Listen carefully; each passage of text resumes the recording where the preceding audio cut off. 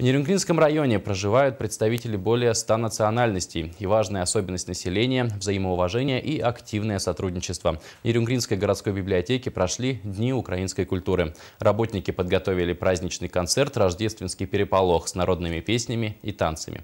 На празднике побывала Екатерина Павлова.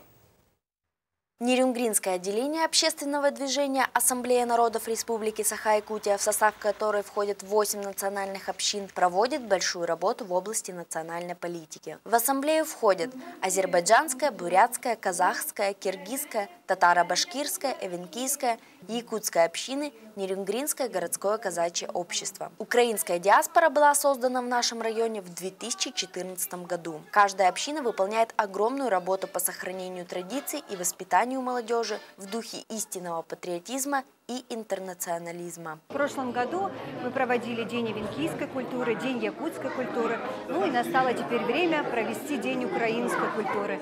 Мы выбрали святки и показали традиции, обычаи, культуры украинского народа в период святок. Представители ассамблеи и работники Нерюнгринской городской библиотеки хотели показать, что несмотря на волнующие всех события, дружба между Россией и Украиной сохраняется, продолжается. Для этого и были организованы Дни украинской культуры. Перед крещением праздничное настроение подарила нерюнгринцам известная многим еще с детства история любви кузнеца Вакулы к красавице Оксане. На сцене Нерюнгринской городской библиотеки сказка превратилась в настоящий карнавал с шутками, песнями, плясками, мистикой и завораживающим украинским колоритом. Также для гостей было проведено множество развлекательных веселых конкурсов с призами. Помимо этого прошла выставка декоративно-прикладного творчества и традиционная дегустация национальных блюд. Конечно, хотелось, чтобы здесь все радовались здесь, посещали, больше людей было, больше народа, больше вспоминали традиции не только украинские, но и всех народов. Для организаторов праздника «Дружба народов» не просто красивые слова. Это образ жизни